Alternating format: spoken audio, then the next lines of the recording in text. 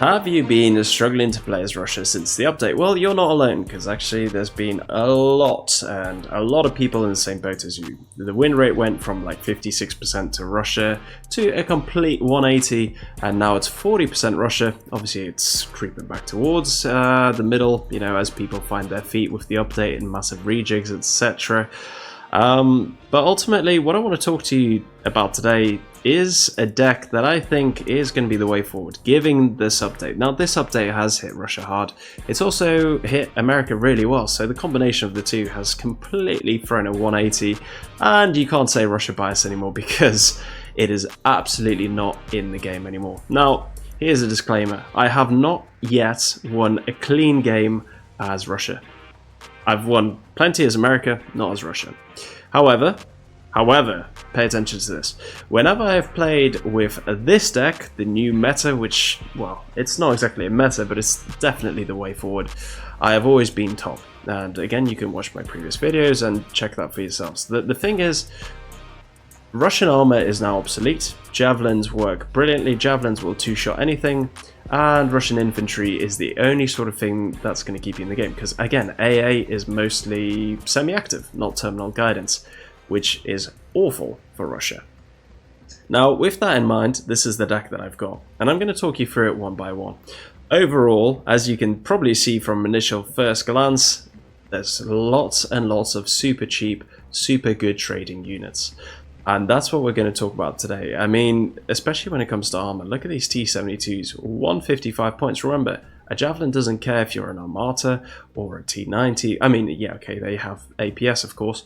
But ultimately, once that APS is triggered, the other two Javelins are going to kill the tank. So, yeah, it is tough to play as Russia. Really tough. And I really have been giving it my all, but not being able to achieve it. Again, I don't want to blame the teammates, of course not, but you know, if you're doing the best consistently, then maybe this will help you out. Maybe this will help you out if you're struggling as Russia. Just please try it, and you'll see that it does help you a lot. Again, just because of the price.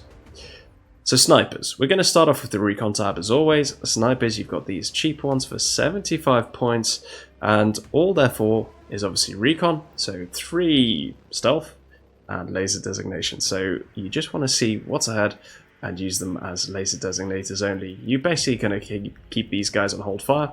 They are the cheapest snipers that you can get in game, along with the scout snipers from the Marines, and they work really well. They're very cost effective. They're brought in by a BMP3. Now, BMP3s, I do have a few more in the deck as you'd expect, but we'll get onto those later.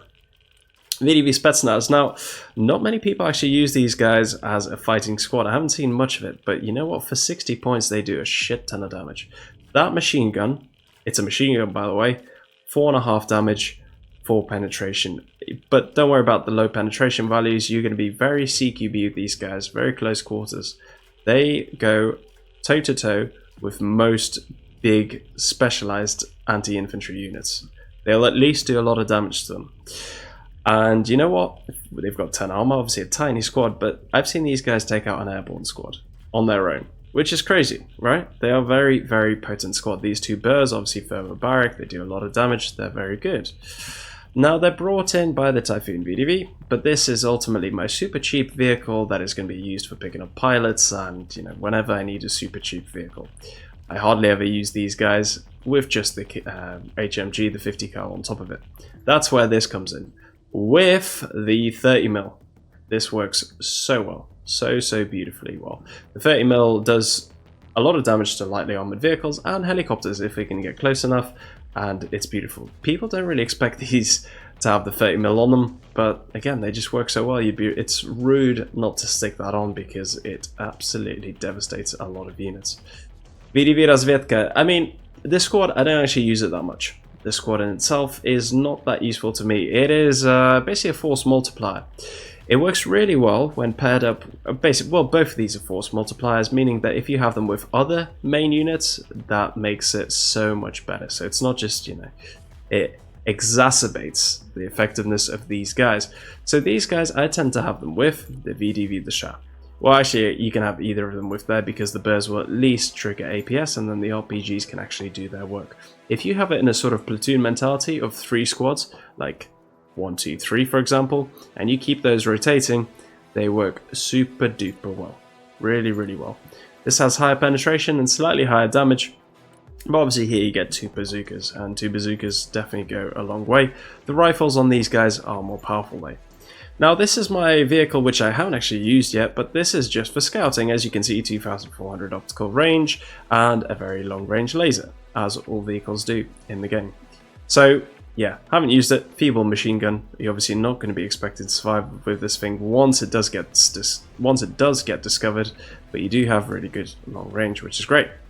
The SAR mats, essentially a vehicle to suicide either into recon position, so basically try and find out what's ahead, or to try and flank around and potentially devastate some armor in the back. So obviously, it's very fast. It's got a minigun on it. Miniguns work pretty well, by the way, now these days.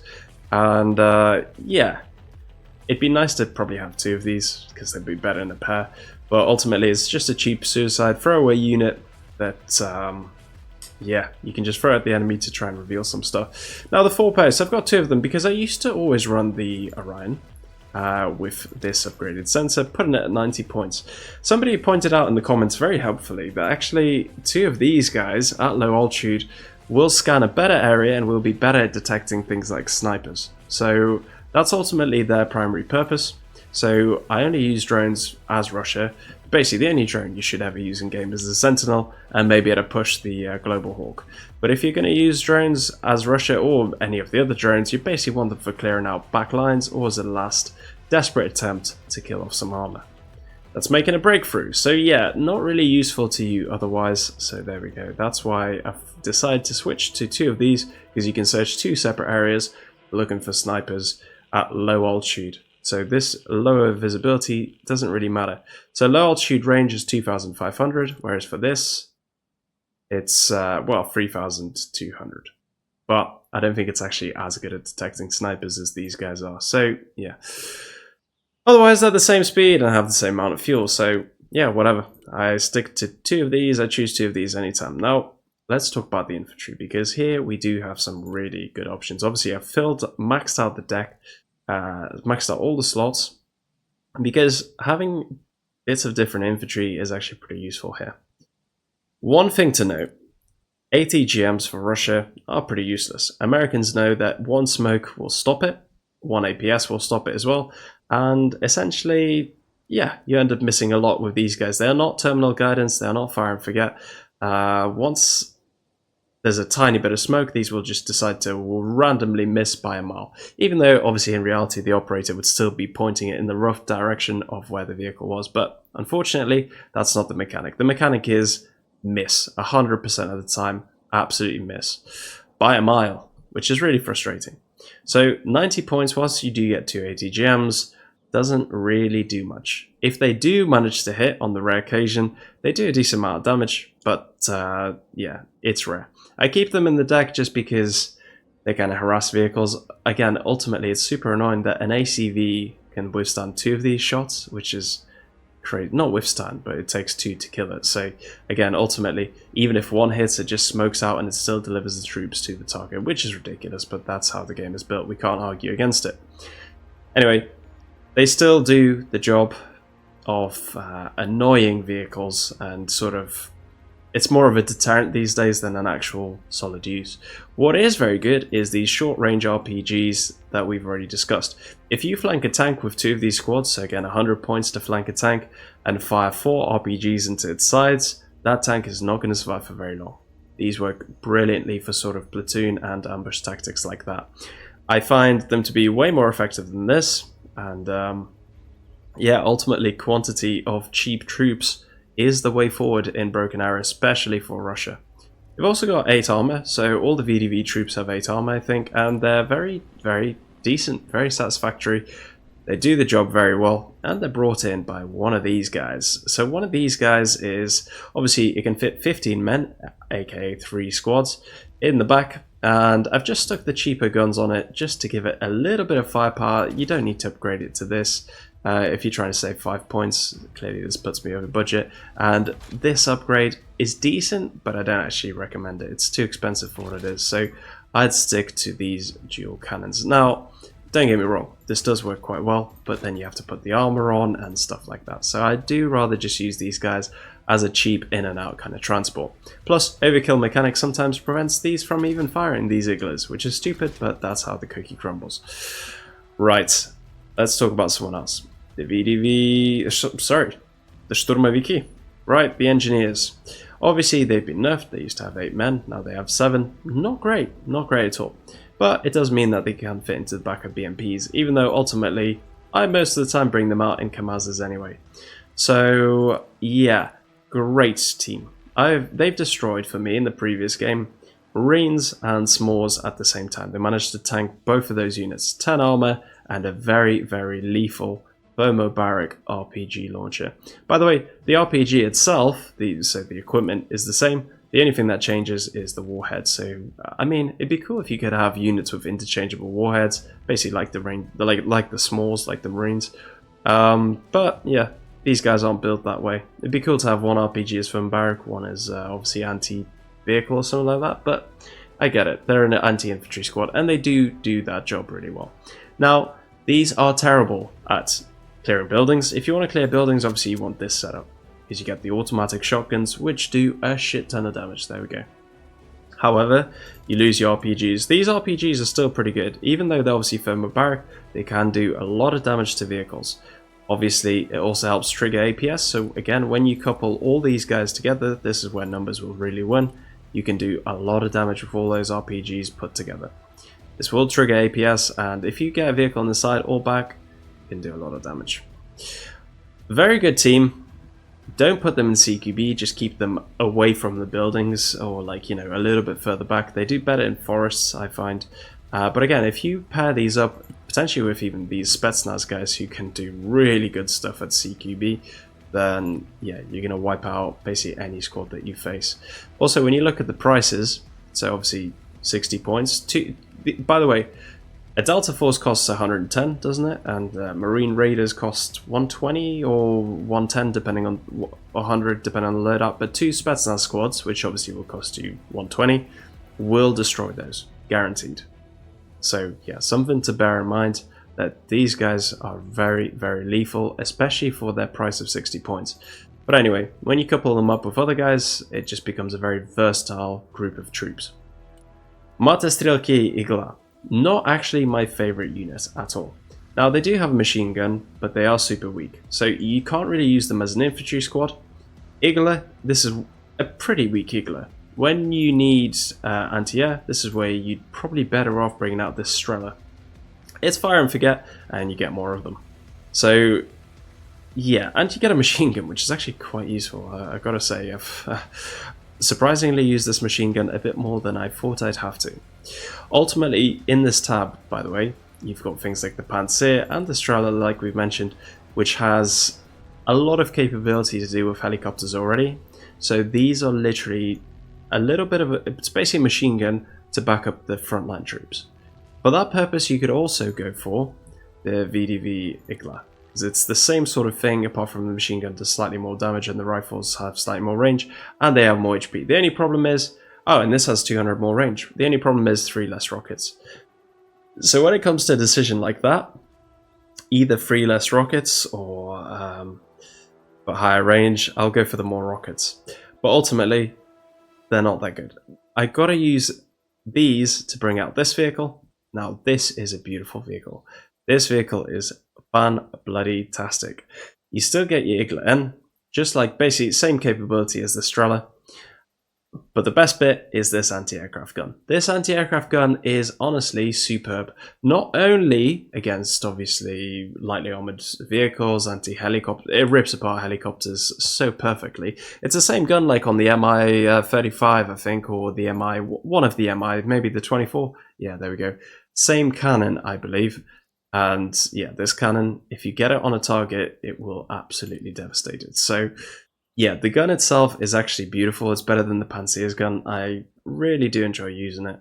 And it's obviously got a big range of 1,500 meters, which is higher than a lot of the other sort of stuff. Usually those guns go like 1,300. What's the Panzer's? Let's compare it to that. Oh no, that's 1,500 as well. Okay. Same sort of gun. Beautiful gun. You do want to use it. Yeah. And this can also take men in the back, which makes it really appealing. So again, another reason why I haven't bothered with Vigilers here, because this will do the job. Let's talk about the grenade launchers. I've started to use these less, because ultimately, it's too easy for people to use tactics like jumping out Marines into one of these. Again, they obviously do barely any damage to vehicles, and yeah, the only places that they're really good for is an urban sort of setting where there's a lot of infantry, and you can get them in a high building, giving your frontline troops some supporting fire. Because of that 800-meter range, that's really their only limited purpose, which is why I don't really use them as much. Let's talk about the Ognamichki. Now, these are actually quite an interesting little team. You definitely want them in the Mroz, or whatever that is, because they fire an incendiary, like basically a firebomb, right? It's a little, I swear these would, like, if Broken Arrow could have flamethrowers, I reckon these guys would just have flamethrowers, but there's no way to simulate that, so they use the Mroz. Very weak unit. Once they get spotted by the enemy, they will be killed. However, obviously, the flame that they output is really good, and it does a lot of damage, and you will trade very well with this squad. Again, for anti-infantry operations, this works pretty damn beautifully. Very good team, highly recommend it. Now, I could potentially bring in 4, because again, they do trade well, but they do have a bit of a limited range, which makes it a bit less effective to use. Bear in mind, again, these will die. The only hope is that they fire all 4 of their bazookas before they all get killed off, right? So yeah, that's the only situation that you really want them in. I'm quite happy using the Engineer Sturmoviki, and also, by the way, when you fire, obviously fire goes both ways. You can friendly fire with these pretty easily, and yeah, you don't want to burn your own infantry alive as well. So I think I've got enough here to not require more of these guys, but they are really cool. They are really cool. The RPG-29 Vampire, again, a weak squad, but it's got a basically it's basically a bazooka, right? It's basically an RPG or recoilless rifle, rocket launcher, whatever, with 600 meters range, which is really good. Penetration, not that great. Damage, okay. But ultimately, again, you pair them up with these guys or whatever. It works really well in an ambushy sort of environment where you need that extra range on top of these guys. So an extra 200 meters does go a long way. And yeah, they can work quite well. Bit of a weak squad, so 6 health makes them weak. I'd rather more of these guys, I think, but if you need the extra range, that's why I have them in here. Now, they're brought in by BMP2, so BMPs with a launcher on it, with a grenade launcher, 30mm cannon and a machine gun. Works okay. Not the best. 16 health is pretty decent, but otherwise it's just very, very much okay. It's basically a budget, slightly cheaper version of the BMP3, which is what I'd like to talk to you about right now. So the BMP3, people know that spamming these guys is an absolute common tactic. It's very frustrating. I hate spam tactics. I like strategic, tactical, built-up gameplay. I hate playing the numbers game, but ultimately, Broken Arrow has kind of become that. Yeah, right. These things are great, but to a point. They're nowhere near as invincible as they used to be. It used to have 2 smokes, for example. Now you've only got 1, so the survivability has decreased massively. Another thing to talk about is ECM. Now, ECM used to be very effective. It used to make javelins miss. It still makes toes miss on their first shell. And ECM was fantastic, putting this 20-point upgrade on, super worth it. Now, I'm not too sure. The javelins will still hit, and as we keep saying, the javelins will two-shot most vehicles, including armor, including BMPs. You do not have enough smokes, and basically, yeah, the armor still isn't that thick, so if you come up against anything thicker than a bit of infantry, again, American bazookas and stuff, AT4s, will deal with this no problem. Like, it's decent armor, but enough bazookas will get through. So, yeah, what is the point of this? I'm not too sure these days. You can still spam it and you can still try your rushes. Again, there's obviously options for smoking a position and then charging all of these guys in. The damage they output at close range is obviously very decent. You get 3 machine guns, a 30mm cannon, and a 100mm gun, right? The damage at close range is very good. But again, you got to remember the survivability of this thing is not great. On your approach to the objective, or if a helicopter pops out, these guys are pretty ruined. Again, if you haven't already used up your smoke, you're going to be out of smokes, and these guys are going to get picked off. So the only thing they really work for these days is spam and close rush tactics.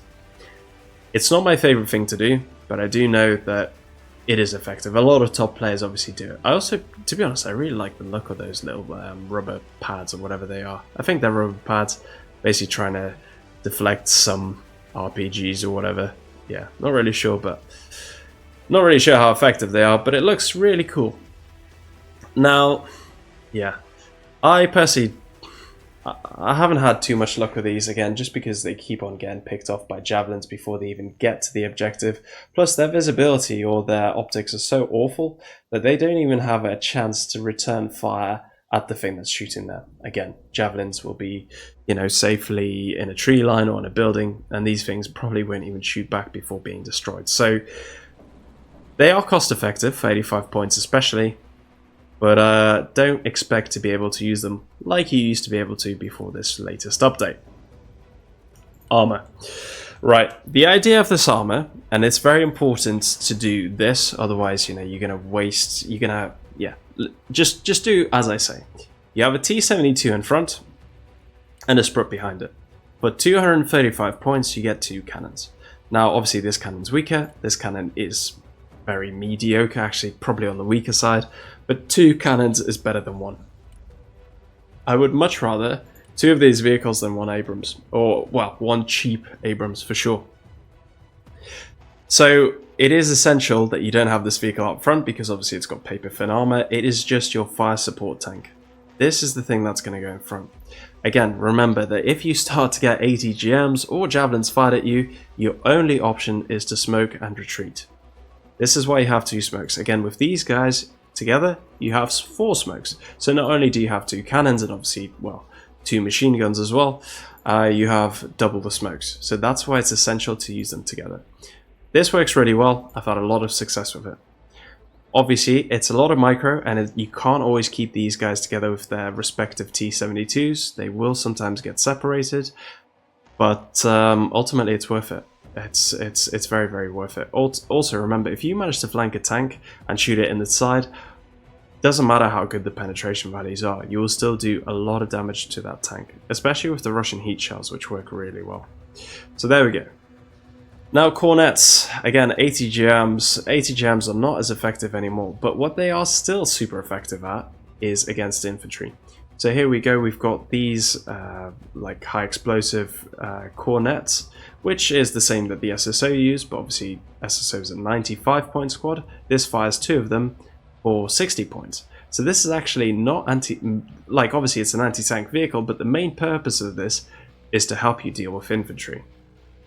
Same with this. I just upgraded it just to try and test out the attack. I don't know, obviously it's better to have 2 fire at the same time than 1, but I just want to try this one out. So it's my reserve ATGM carrier there. But anyway, yeah, the whole point of this is to fire at infantry, and it works really well for that. Again, if you get 2 of these, you're firing 4 rockets at infantry at the same time, and infantry usually only has 1 smoke, which, you know, by the time these are firing, you hope that smoke has been used up. Or if they're in a building, obviously you can't smoke out a building. So yeah, it works really well. Works really, really well, especially against infantry. Obviously, if a tank does appear or a lightly armored push of some sorts, then it can help you deal with that as well, which is great.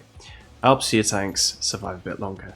But yeah, these tanks are super cheap, and like I keep saying, all these vehicles are cheap. The best way with Russia is to go cheap and quantity. The same applies to this. Again, all of the Russian AA, apart from the Buk 3, which has a really short range and those missiles don't one-shot aircraft, and the S-350, which again, short range, doesn't one-shot aircraft. All of the ones that one-shot aircraft are semi-active, which ultimately means that you need the most range without radar on as you can possibly get. This is the way forward. These guys sit nice and far back and they just keep shooting. They just keep shooting. Obviously, you have to micro them a lot. Again, a lot of this is about more micro and more work rate. But that is the trade-off that you want to have.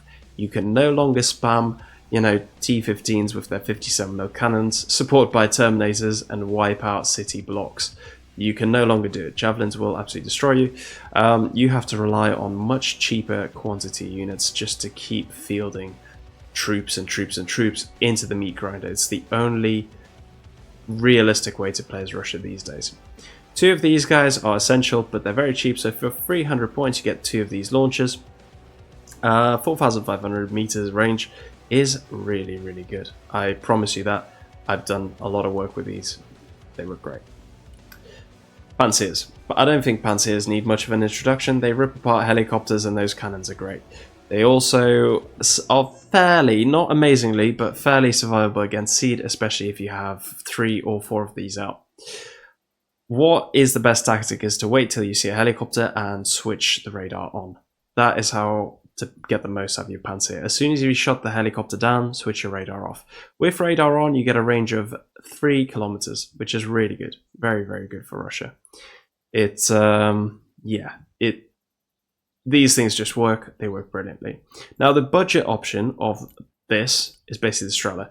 And if you have your Strela more far forward, basically to, you know, trigger the flares to just distract the helicopter, then this one to actually kill it, that's a really good duo to have. So you have a really cheap Strela and a Panzer to back it up. So yeah, really good combination. Again, you want to keep the Panzers alive because it's one of the most expensive units in the deck, actually. Is it the most expensive? Yes, it is.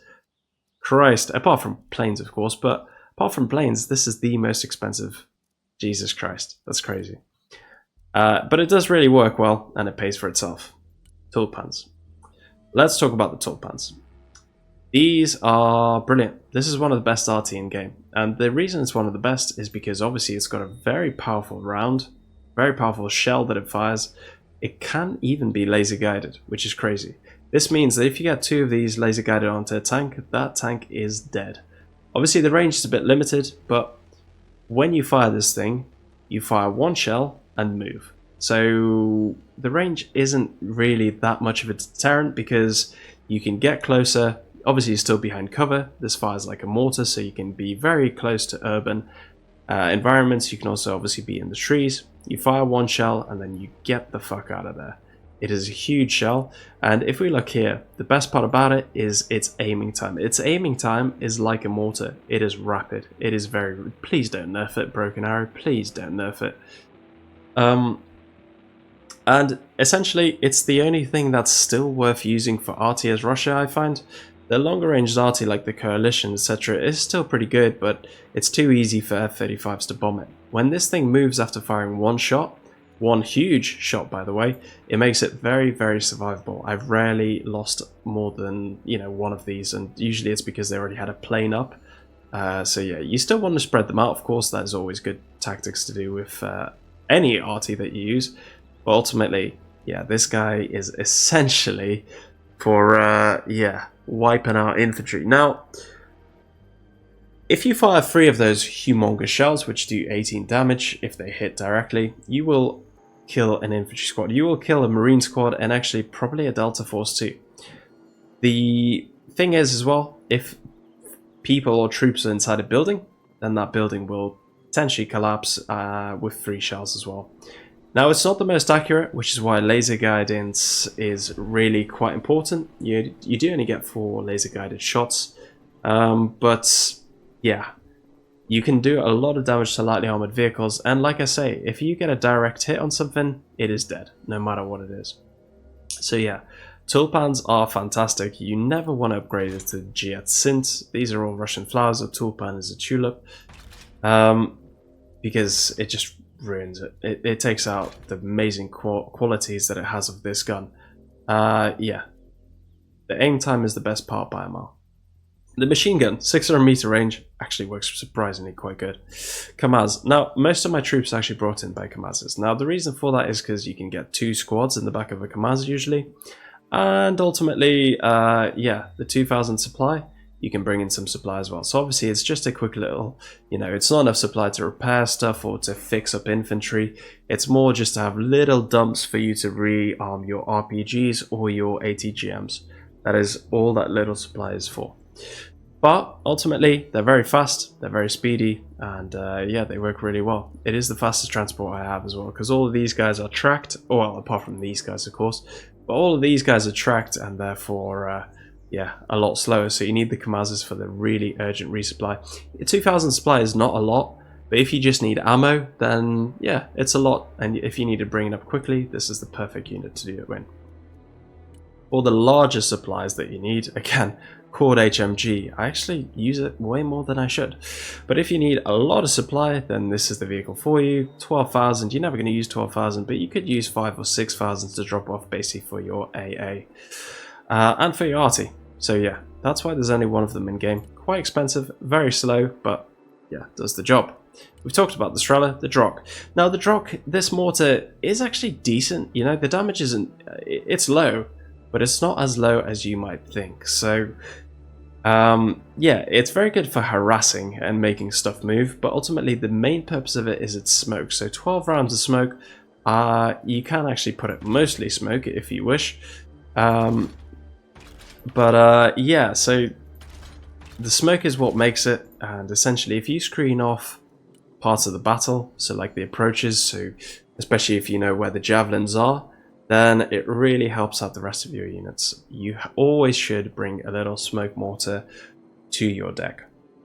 Now this is a great vehicle because it's also fast, and again its aiming time is quick, reload time is also pretty quick, so you can deploy a half decent smoke screen fairly quickly with this guy. I only have one, but you feel free to bring in two to build an even better smoke screen.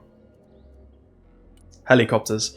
Now again, Russian helicopters used to be able to get away with a lot more than they can. With the introduction of the CRAM, yeah, Russian helis are not so survivable anymore. And also obviously things like the Shorad, the Striker Shorad, they do a lot of damage as well. So same principle, I've decided to make these super cheap, which potentially allows them to make more deeper runs into the enemy's backlines. And that's all they're there for these days, making severe runs. This one is obviously my anti-helicopter helicopter. It does really well. Obviously, two Wigglers firing at the same time. Works pretty good. The cannon can obviously take out stuff as well if you close in. And yeah, it is a really good vehicle. Again, this is ultimately an anti-helicopter helicopter. And this is ultimately a 25% beefy helicopter tank that can basically distract enemy Shorad and be the one to lead the charge for these guys. These guys are going to be the ones that are going to do most of the work for me. Firstly, triple cannons, or sorry, 5 cannons here that output a humongous amount of damage, an absolute monster amount of damage.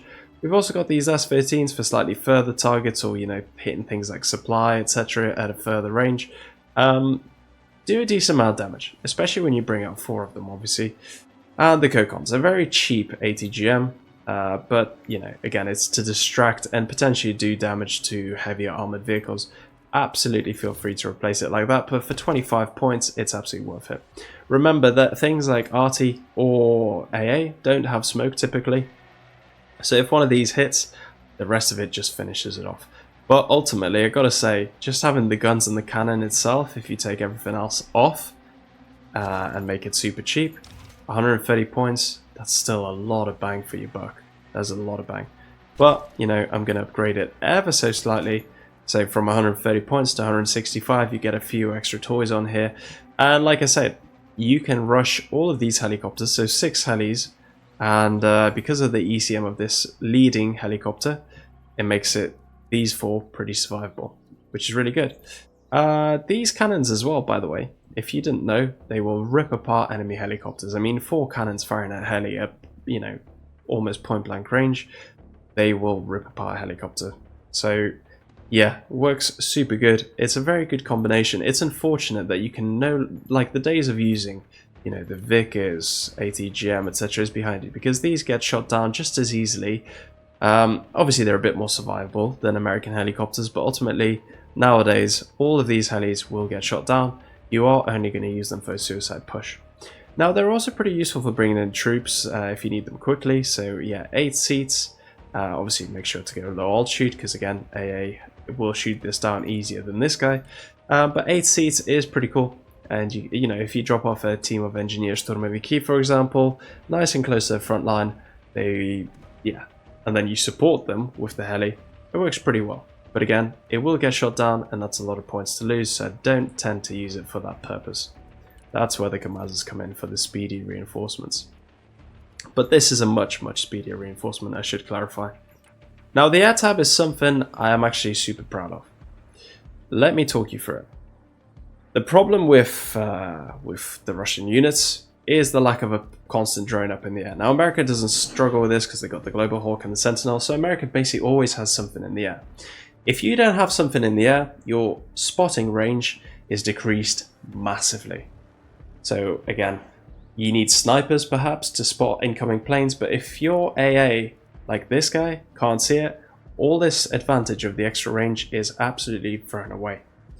Now, ultimately these do work better at close range because they can one-shot most vehicles, so like if it shoots a Strike Eagle down, then it really pays for itself, works super well. But ultimately, you need to spot the vehicle, or spot the plane first. And the best way to do that is actually with a plane of your own. Not only do you have really long-range missiles, but also the 12,000 optics, which is really good for spotting planes. Yeah, this is a very cheap fighter. For 5% ECM and 4 long-range missiles, you're going to do quite a lot with this vehicle, but you can't dogfight with it. You can't bring it in close because it will get shot down. So you have to keep it far and use the long-range missiles. Once the long-range missiles engage, RTB. Literally, once they're fire and forget, or their terminal guidance, so once they fire, just RTB and hit low altitude immediately to avoid the incoming return fire that's going to be coming your way. You need 2 of them because you want to have more or less the ability to have a constant combat air patrol up, right? And that's why there's 2 of them. Very cheap fighters, but ultimately very essential for Russia these days in order to get stuff like this to actually work. If you don't have the visibility, these will just flop and probably kill the friendly unit because that's what they like to do. So Su-35s, really good. Very good fighter. One of the best cost-effective fighters that you can get. Let me talk to you about the Su-57. Now this is my Seed/Strike craft. These KH-38s are good missiles. However, they don't have the top, which is ridiculous by the way, they don't have the top attack function like the Mavericks do. Even though obviously you're firing from the sky into the top of the vehicle, which is ridiculous. Let's get that fixed please, devs. But ultimately, they're still pretty decent. They do 23 damage upon successful penetration. So things like Abrams are 2 shots with this. Obviously you can laser guide the Abrams by the way, which makes these more accurate and actually a bit more devastating. But ultimately, when you send this vehicle in, even though you've got Seed, if there's an abundance of air power, you will lose it. So don't send it in all willy-nilly. Send it in only for targets that are worth it, like Abrams tanks, for example, like SEP V2s, etc. These aren't, APS doesn't shoot these down, so yeah, don't worry about that. These R-73s are actually really good, and they can do pretty decent damage to things like helicopters, so yeah, very worthwhile. Not a vehicle that I use as much as I used to because again, American AA with the terminal guidance being fixed is absolutely devastating, and if there's a missile locked onto you, you're gonna die, even with this 1.25 stealth. Now the stealth does actually work kind of nicely, it does help, but obviously it's nowhere near to the American F-35s or F-22 Raptors that have 1.75, it doesn't compare.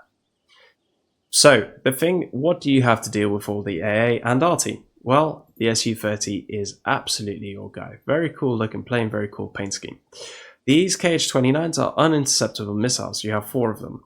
When you have 2 of these planes, and especially if you launch them together, again, if you have enough targets, you need 2 missiles per target. So if you have 4 targets, you need 2 planes. And if you launch them, they will absolutely rip apart AA, RT, etc. I use them all the time. They are beautiful. They are great. They are very great planes. The only sad thing about them is they will get shot down 100% of the time. And because of the longer cooldown with a plane getting shot down, that's why you need 2. 2 works super well in the deck. If you can't afford 2 of these in the deck and using some other combination, firstly, don't use this combination. It's great. You're welcome.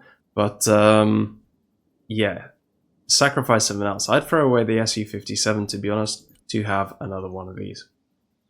You can get 6 missiles on it, but I find that 4 works really well enough. And also 4 is usually all you have time to fire before you get shot down. So yeah, stick to 4. Su-34, a vehicle that probably doesn't need any introduction whatsoever. This is your clutch guy for a big armored push. If you see an armored column, lots of Abrams or ACVs, etc., you will rip them apart with these 6 cluster bombs. They work so well at low altitude. The Su-34 is actually pretty survivable. It will deploy the payload. I think it deploys the payload 9 times out of 10 before getting shot down. It will get shot down afterwards, again, because of the terminal guidance buff. But ultimately, yeah, you can cause a lot of havoc and a lot of damage, especially if they're perfectly lined up in a nice little neat convoy. Obviously, if a vehicle gets destroyed and infantry jump out, that's where you have the 4 firebombs and the HE shells. In all fairness, you don't especially need them. What you can do instead, for the same price, for almost the same price, is put anti-radiation missiles on, making this thing slightly more survivable. And you know what, that's how I'm actually going to run it these days, because you don't really need those HE bombs, and the 2 pair of seed might give your Su-34 a better chance to survive. So I'm going to quickly fix up the 10-point difference, but otherwise, guys, Russia is super hard to play with. The only way to play it is with really cheap units that trade as well. This is the perfect deck for it, so I highly recommend it. You should start using it. If you've got any questions or if you think I need to make any changes, please do let me know in the comments below. But otherwise, I hope you enjoyed watching this deck tutorial, and I hope you have a good day. Cheers, bye bye.